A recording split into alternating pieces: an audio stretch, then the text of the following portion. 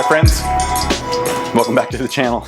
So I'm just doing some work on our shelter-in-place food pantry today, and I know this content's a little bit different than what's normal for our channel, but thought this may be useful information to some people out there, share some tips and some little secrets that we found along the way in doing this. What do I mean when I say shelter-in-place? If you go on YouTube, you're going to find preppers, you're going to find people that are hoarding vast amounts of food, essentially LARPing, waiting for the great collapse or an apocalypse or whatever, and that's all fine. I'm not making fun of that or poking fun of it. We all have our own hobbies and our interests, and that's good.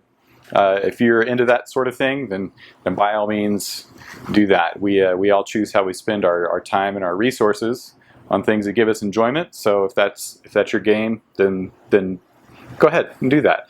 But that's not what we're talking about here. What we're talking about here is more the 80-20 rule. What do you actually need to be prepared for? The chances that you're going to find yourself in some apocalyptic scenario and that you're going to be the starring hero of that movie are really slim. But the chance that at some point in your life you're going to have a week or two without power or water are actually pretty good. In Illinois, we would have these really bad ice storms, and those ice storms could knock the power out for 2 weeks. And maybe you would have a generator that you could run your fridge, some heat, but the gasoline for those generators, there was one storm that was so bad that the National Guard was actually called out to the gas stations, and they occupied the gas stations to prevent people fighting over gasoline and trying to hoard gasoline. And so at some point, they just couldn't even get fuel for your generator, so your generator was useless.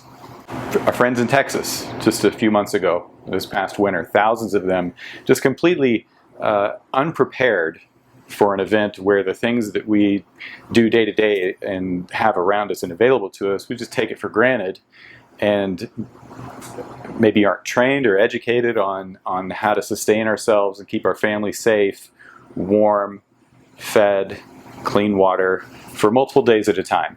So this is different from a go bag, a bug out bag, where you have to evacuate your home from a wildfire or something like that.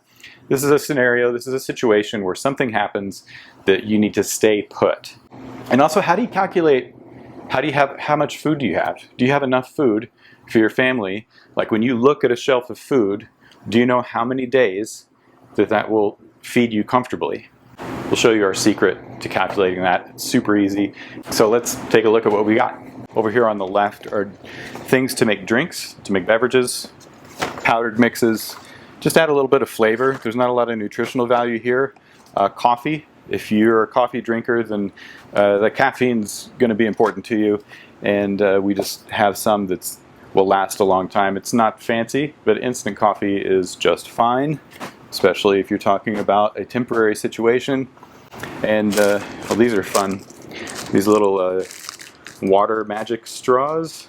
It's a straw with some little flavored sugary things in them, and it'll just make water a little more fun. And some powdered milk. And instant milk, powdered milk, you'll find useful for cooking and a lot of other things. A large package of disinfecting wipes. You still want to be able to keep things clean without using up your water supply. And we use these when we go camping too. That's another thing that's kind of fun about this pantry, is that a lot of the foods are things that we would take going camping, and so it also acts as a supply store for us there. All your ketchup packets and stuff that you get. And we repurposed this dishwasher detergent container to hold all of our Chick-fil-A Holly sauce. And we've got just a big variety of granola here.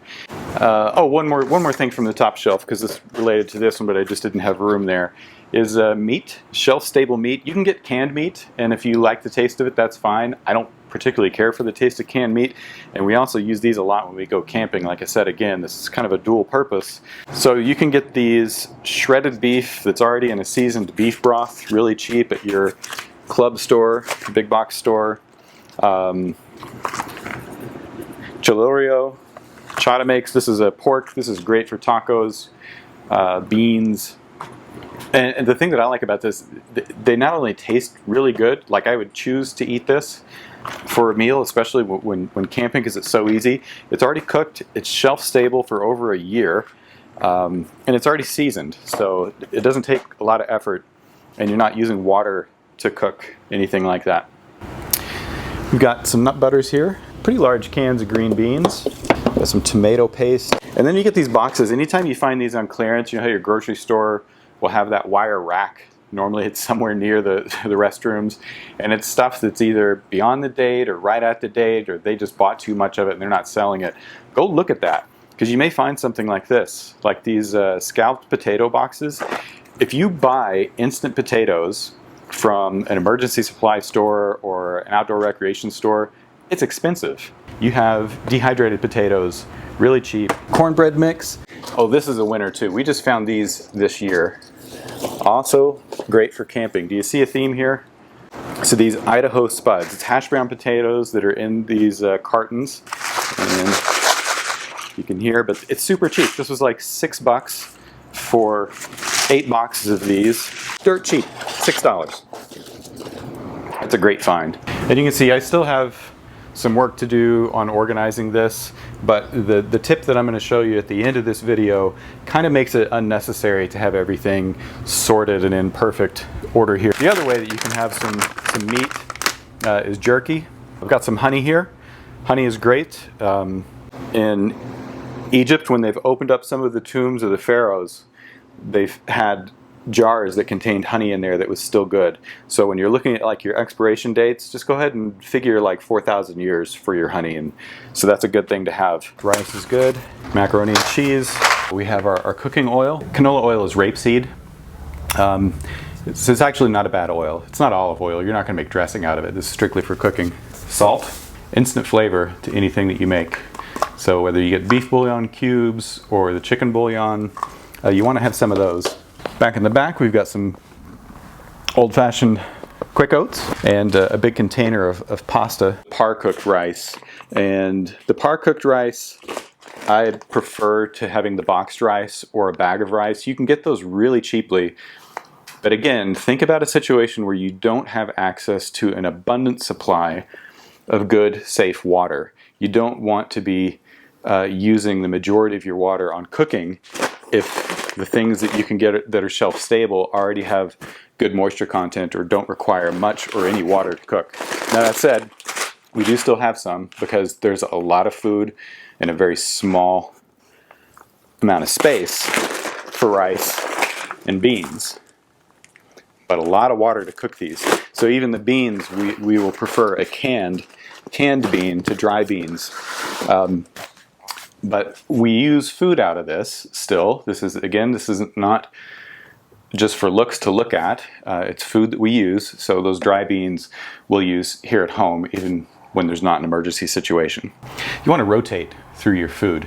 If you stock this up all at once and you never use any of it, then about the same time every year, for some things maybe 2 years, you're going to end up throwing it all out and have to buy it all again. So don't do that.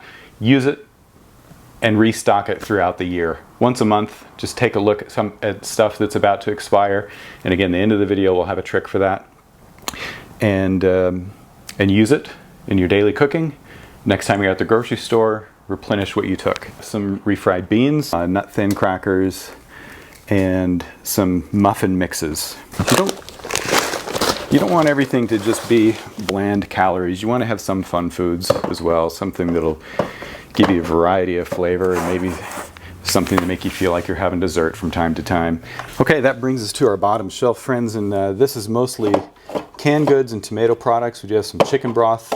Again, if you are going to have to cook with a liquid, you want it to inject some flavor, and you don't want to always be going from your fresh water supply, so some canned chicken broth or beef broth or vegetable broth is fine too. A lot of tomatoes. Tomatoes in variety of ways. We have sauce, prepared spaghetti sauce, we have crushed tomatoes, stewed tomatoes. Tomatoes, they don't have a lot of caloric value, but they add a lot of bulk and brightness to food. We find cooking with tomatoes just makes everything a lot better. Got a big thing of pasta here. evaporated milk, a whole case of that. There's a box way back in the back of about 100 servings of powdered eggs. Yeah, so when you find stuff that's on a good deal that seems to be a good fit for your shelter-in-place pantry, you can add that. We've got a lot of beans. So again, the canned beans. Anything that you can open a can and not require that you use water or that you heat in order to be able to make it edible, to be able to eat it, is good. We've got some mushrooms, garbanzo beans, some sweet peas.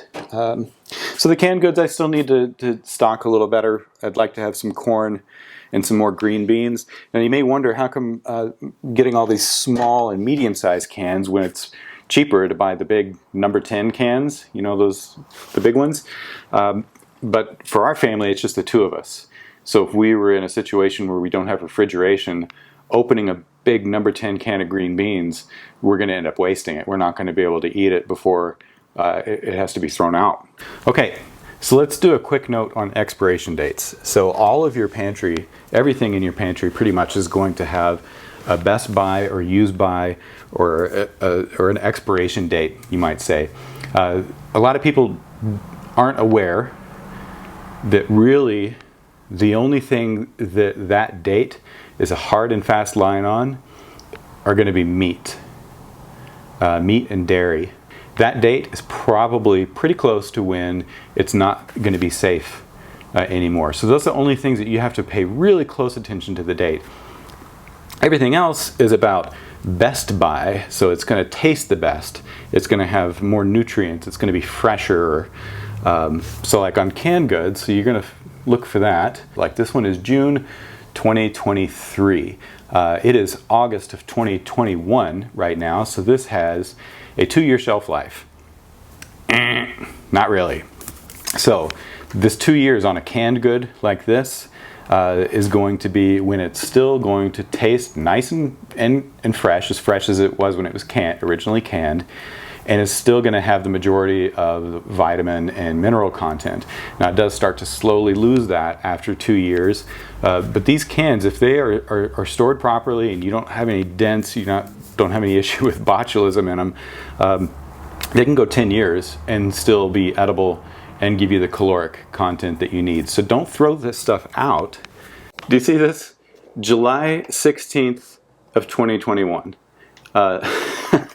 Well, we're past July, so am I going to throw this out? No, it's August of 2021, and I'm not even going to worry about this probably for another 2 years. That date helps supermarkets turn over their food so that they have fresh and bright things available for customers, but it has nothing to do with food safety. Again, meat and dairy, that's when you need to pay attention to those dates for food safety. Everything else is all about grocery store turning over their product and companies making money, which is fine. They all deserve to make a profit for what they're doing, but we don't need to be dumb and throw things away. Now, okay, I promised at the end of the video I was going to give you a trick on how to keep track of what you have as well as when it needs to be used by. Just scroll down, hit the show more in the description, and you'll see a link to a spreadsheet. You really only need to track 4 things on this spreadsheet. The name of the item, and then grab straight from the nutrition label.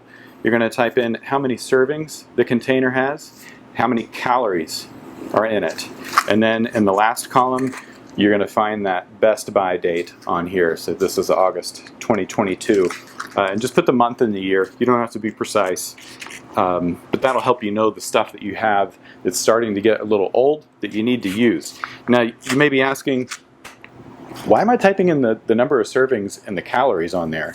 This is not a fad diet. We're not doing Weight Watchers here or anything like that. This is how you know, looking at this pantry of food, how many days worth of food you actually have for your family.